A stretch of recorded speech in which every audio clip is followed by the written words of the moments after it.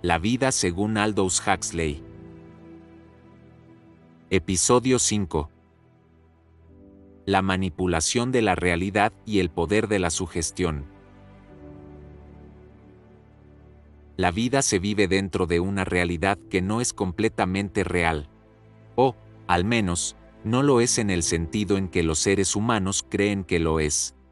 Esta fue una de las intuiciones más persistentes de Aldous Huxley, que las percepciones que damos por ciertas están siempre modeladas, dirigidas y suavemente condicionadas por fuerzas externas que escapan a nuestra observación consciente. No hace falta la tiranía del látigo, basta el susurro repetido, la imagen constante, la idea que se desliza en silencio por debajo del pensamiento. Vivimos en un mundo donde la influencia ya no se impone, se insinúa. Huxley encontraba perturbadora esta capacidad del ser humano para aceptar la narrativa de otro como si fuera la propia. Los relatos colectivos funcionan como estructuras invisibles que determinan qué se considera verdadero, qué se considera normal y qué se considera imposible. La sugestión actúa como una niebla, amortigua la capacidad crítica y deja espacio a que otros definan lo que uno debe pensar, sentir o temer.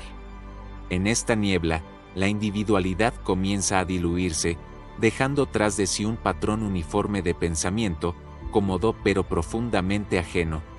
El poder de la sugestión no se limita a la propaganda evidente. Opera en los pequeños gestos cotidianos, la forma en que se entrega una noticia, la cadencia de un anuncio, el modo en que se repite una frase hasta que deja de sonar absurda y empieza a sonar familiar. Huxley advertía que la manipulación más peligrosa no es la que se impone por la fuerza, sino la que el individuo acaba abrazando voluntariamente. Porque lo que se desea ya no es lo que uno elegiría libremente, sino lo que ha sido cuidadosamente sembrado en la imaginación colectiva. En ese mundo, la libertad se convierte en un concepto ambiguo. ¿Qué significa ser libre si los deseos están moldeados desde fuera? ¿Qué valor tiene una elección cuando los caminos ya han sido delimitados por narrativas ajenas? Huxley comprendió que la noción moderna de libertad era, en gran medida, una ilusión reconfortante. La verdadera esclavitud no requiere cadenas, basta con que el individuo ya no distinga sus pensamientos de los pensamientos impuestos. La sugestión colectiva es más eficaz cuando se combina con la distracción. En una sociedad saturada de estímulos, el ruido se convierte en una herramienta de control. Cuando la mente está ocupada constantemente, se vuelve incapaz de profundizar. La reflexión, que es el acto más radical de resistencia, queda relegada a un segundo plano. Para Huxley, el exceso de información es un nuevo tipo de analfabetismo, uno donde las personas no dejan de recibir mensajes, pero pierden la capacidad de interpretarlos. La vida moderna, decía Huxley, se despliega en un territorio donde la distracción es casi adictiva. No se trata solo de entretenimiento, se trata de una arquitectura emocional que mantiene a la mente ocupada, anestesiada y dócil. La cultura de la urgencia perpetua impide el silencio interior, que es el único espacio donde la conciencia puede despertar. El individuo distraído es más vulnerable, consume, acepta, repite, y sobre todo, no pregunta. La manipulación no necesita ser explícita para ser eficaz. A veces basta con crear un clima emocional, miedo, esperanza, euforia, indignación. Los sistemas de poder han comprendido que la emoción guía al pensamiento mucho más de lo que lo hace la razón. La sugestión se infiltra mejor cuando apela a aquello que más pesa en el corazón humano, la necesidad de pertenencia, la necesidad de sentir que se tiene la razón, el miedo a quedar aislado. Otra forma de manipulación, quizá más sutil, se encuentra en los lenguajes y las palabras que utilizamos. Huxley observó que quien controla el lenguaje controla el pensamiento. Cambiar el significado de las palabras es una de las estrategias más eficaces para dirigir la percepción pública.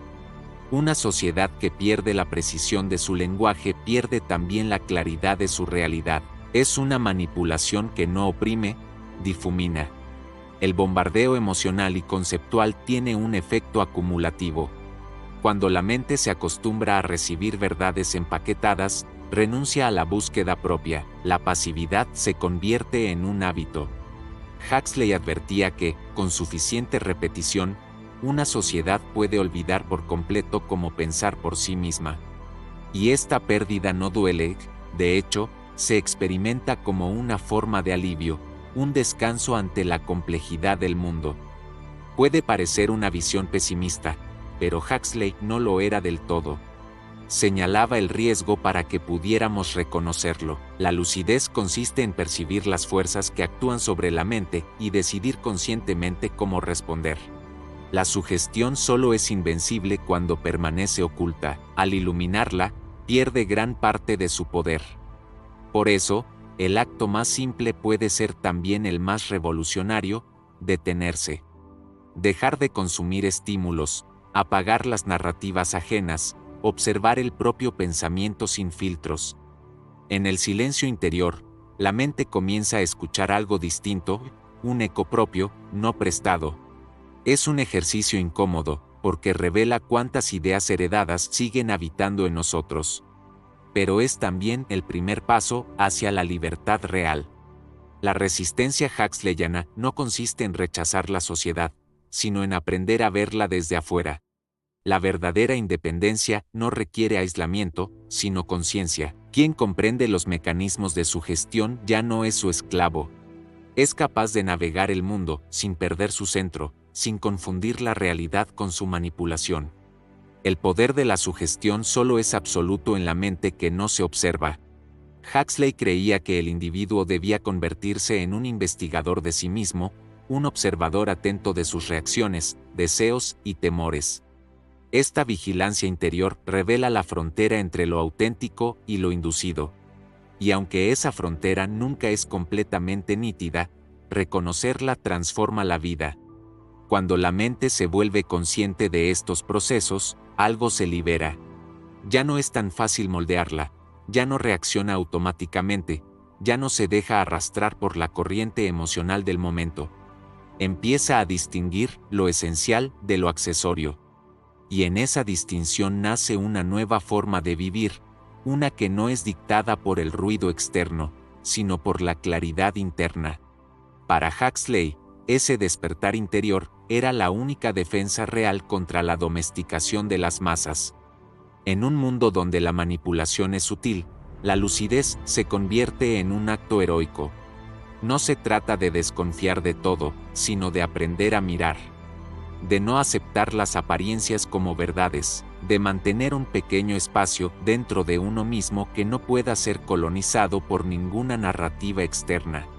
La vida, entendida desde su perspectiva, es un proceso continuo de despertar. Cada día trae nuevas sugestiones, nuevas tentaciones de conformidad, nuevas narrativas seductoras. Resistir no es una batalla que se gane una vez, sino un hábito, un modo de estar en el mundo. Huxley nos invita a permanecer atentos, despiertos, vivos. A recordar que el pensamiento propio es una forma de dignidad. Y así, la manipulación pierde su dominio, la mente recobra su autonomía. El individuo, aunque siga rodeado por un mar de influencias, ya no se hunde en él, flota. Y desde esa posición elevada, la realidad deja de ser una imposición para convertirse en una exploración.